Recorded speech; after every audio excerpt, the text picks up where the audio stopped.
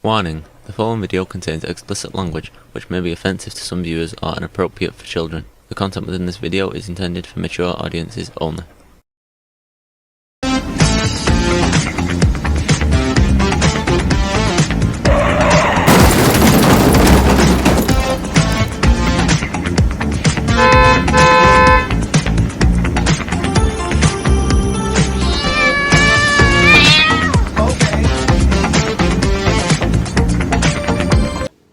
Hi everybody, it's Jeff. So, things as I figured would happen. In the last short here, a video short,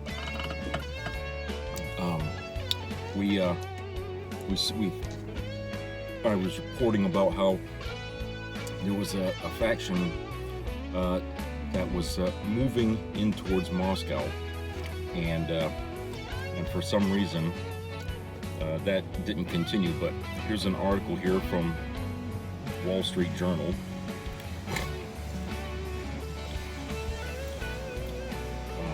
Written by Yaroslav Trofimov.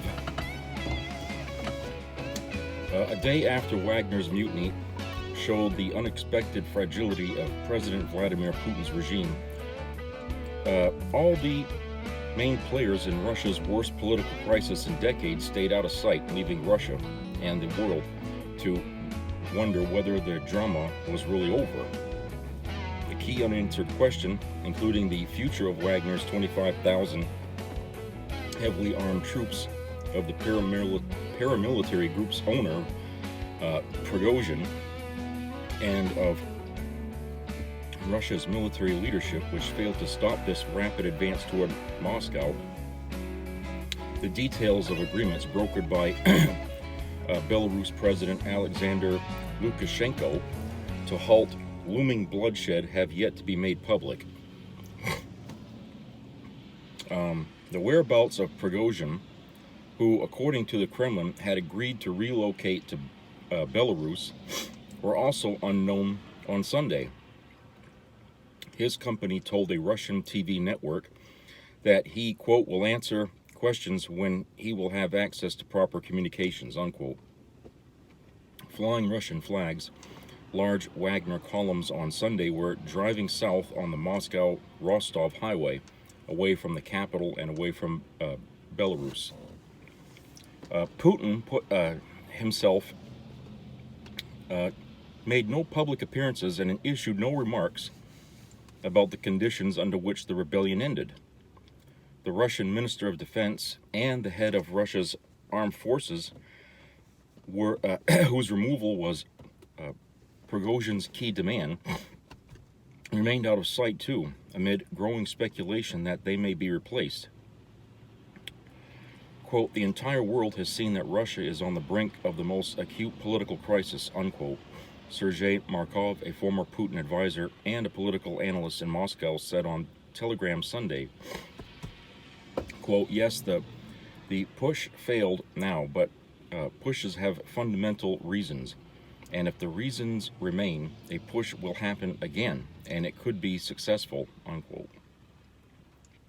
One widely shared conclusion in Russia and abroad, however, was that none of the key players in the power struggle, beginning with Prigozhin, sees the southern city of Rostov Saturday has been strengthened by the ordeal that brought the country to the edge of civil war. Putin, who earlier in the day demanded his security forces to crush what he described as a treasonous mutiny, amnestied Prigozhin and his men by the evening after Lukashenko stepped in to negotiate a face-saving compromise. Prigozhin, who showed Wagner's strength by marching two-thirds of the way toward Moscow with little opposition, ended up aborting the rebellion and accepting, at least for now, exile. The Russian army and security forces, meanwhile, displayed little glory as their troops proved reluctant, if not outright afraid, to stop trying Wagner. To try stopping Wagner, I'm sorry. Quote, the entire system has lost yesterday, including Prigozhin, who was also part of the system. unquote, said Andrea Kolsanov, a senior fellow at the Carnegie Endowment, who was in Moscow on Saturday. As for Putin, he added, quote, it turned out that the Tsar is not a real Tsar because he couldn't control a man from his own system who's supposed to be under his full control, unquote. And as a result, the authority and self-image of the Russian state has sustained lasting damage, likely fueling future challenges to his right, regardless of what happens to Prigozhin. That is especially so as the war in Ukraine, which helped precipitate the Wagner mutiny, continues raging with no end in sight, causing mounting casualties on both sides. Quote, our country will never be the way it used to be. Wagner's column didn't move on the asphalt. It moved through people's hearts, cutting them in half, unquote, noted Alexander Kodyashki, a veteran of the pro-Russian movement in Ukraine's Donbass region, who is now deputy commander of the Russian National Guard in Donetsk. Quote, yesterday everything was hanging on a very thin thread, unquote.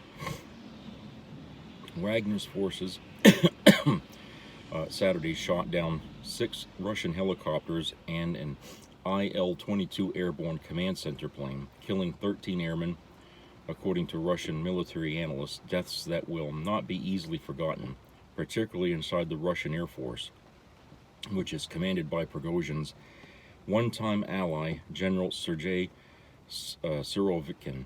Damage included bridges and roads destroyed by authorities that aimed to stop Wagner's march, and a jet fuel depot that was hit and burned down in the city of Voronezh.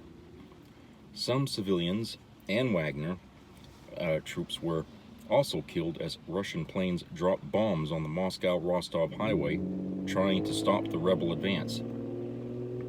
According to Kremlin spokesman Dmitry Peskov, Wagner's troops who didn't participate in Saturday's mutiny would be eligible to sign contracts with the Ministry of Defense. He didn't say that what will happen to the many thousands who died. Prigozhin late Saturday night left the headquarters of the Southern Military District in Rostov to an unknown destination. Discerningly for Putin, many locals cheered Wagner's troops as they withdrew from the city and jeered the regular police that reappeared on Rostov streets after hiding for a whole day. In Moscow, feelings about Prigozhin were mixed at best on Saturday. Quote, there was a moment of total loss of control. Moscow was already awaiting him. The city froze in expectation that some groups of people would enter, unquote, Kolsanov said. Quote, and people were not afraid. Putin was afraid of them, but not the country's population, unquote. A volatile personality and a former inmate of Soviet prisons, Prigozhin isn't necessarily the favorite alternative for many Russians, particularly the Moscow elites. That is especially so because Wagner's ranks included thousands of violent criminals recruited in Russian prison camps. Yet the very fact that there was so little spontaneous rallying for the Russian president on Saturday in Rostov or in Moscow showed the pent-up hunger for change after 23 years of Putin's rule, many Russian analysts noted. As of Sunday morning, Wagner remained in charge of the Milerovo military airfield in southern Russia. According to Russian reports, it wasn't clear when and how Prigozhin will leave for Belarus and how many of his men will follow suit. Fighters loyal to Chechen warlord Razdan Kadyrov, who has had his own feud with Prigozhin, deployed to the outskirts of Moscow and erected roadblocks once Wagner had turned around its columns. Prigozhin so far hasn't spoken in public about leaving Russia, saying only that he had agreed to Lukashenko's request to cease the march on Moscow in order to avoid bloodshed. Putin, too, hasn't made any public remarks since accusing Prigozhin of treason on Saturday morning. Russia's Minister of Defense, Sergei Shoigu, whose removal was Prigozhin's key demand, hasn't been seen since before the mutiny. Neither has the Chief of General Staff, General Valery Gerasimov. Shoigu maintained silence on Sunday, even as Russian social media lit up with unconfirmed rumors of his likely replacement in coming days, possibly by Tula region Governor Alexei Demyun, a former deputy defense minister. Quote, "We've seen some very serious cracks emerge," unquote, Secretary of State Anthony Blinken said about turmoil in Russia in an appearance on ABC Sunday. Quote, "I doubt we've seen the final act," unquote. Well, that certainly is true, because now that we see that, you know, the problems that Putin was having from the very beginning with this war in Ukraine, about people not really being behind it, it's blown up now. It's gotten much bigger than a lot of people predicted. And there's people who see Putin as weakening, and they smell blood in the water. Okay, so yes, there's probably going to be more attempts to try to overthrow him in the coming days. But that I was hoping that Prigozhin was gonna go all the way to Moscow and put a stop to all this shit. But you know, can't put faith in a criminal, which he is, as it said in many of his followers here. So I don't know, people. I was kind of excited. I was thinking maybe this could be the end of it. That once Putin is overthrown, that this war would come to an end, and then, you know, finally Ukraine can pull back and start on the task of rebuilding. But it looks like they're going to have to sit this out even longer, and that's unfortunate, because I have friends in Ukraine that, you know, I talked to, and I told them about this, because the shit that they're hearing over there is like, they're listening to QAnon in their news over there. I mean, it's like the only kind of information they're getting is from these conspiracy nuts, okay? And they're telling me all kinds of weird crap back to me, you know, like, oh, you know, even the whole thing about the submarine that got sunk and imploded next to Titanic. They have a whole different fucking news data about that. Over there, they're saying that was all a conspiracy, that the submarine was deliberately imploded because the company was in some kind of financial problem, and they needed to create a loss so they could get money or some goddamn thing. I don't know. It was a really, outlandish friggin' theory that that I've been hearing. And so they didn't even think that there was anything going on in Russia or Moscow. They thought that, Putin was trying to trick everybody in Ukraine, that there's problems going on in his government. Okay, so where the Ukrainian people are getting their information is really kind of what the hell are you reading, And from what I gather, I mean, they still have access, for some of them, to the internet, and where these people are going to get their information is very strange. So I've been trying to tell the ones that I know, and I show them the article, and I show them where to go to see it for themselves if they can get to it. This is what's happening, and I'm telling you, it's not a hoax. Putin isn't behind, trying to make this a trap for the Ukrainian people. I mean, there is strife over there. There's people really pissed off that this war is even happening. I said, not every Russian over there is your enemy. Some of them are in support of you, and they want to see this stop. So, for them, hearing me tell them that, it's like saying, well, no, the sky is blue when they believe that it's black. You know what I'm saying? To them, it's like a whoa. Their head is spun when I tell them, what I'm hearing on my side of the globe. So, propaganda is key. And winning wars and stuff like that, okay? And you're going to get the propaganda from certain places, like Fox News, okay? We'll take that as, that's the propaganda in our country that you should avoid listening to. Well, they have that over there in Russia too. Unfortunately for them, they don't have an alternative to propaganda. All their state media over there is controlled by the government, and they're only allowed to say what they tell them they can say. All right? And so therefore they have no freedom to, disseminate fact. The facts are only what the Kremlin or Putin wants you to know. Okay, his facts. That would be pretty sad if we were only allowed to believe Trump and nobody else, because, hey, that's our country, he's the president, That's what they're up against over there. So, and they've done this for a long time, so they're used to thinking that way. But even though some of them are smart enough to know when they're being handed bullshit on a trash can lid, they still can't help themselves but fall in line with everybody else. Okay? The younger people over there, however, they got a taste of Western privilege for 20 years, or almost 20 years. And they had McDonald's, they had all these stores, they had malls. I mean, it was starting to look like the United States over there. And they loved it.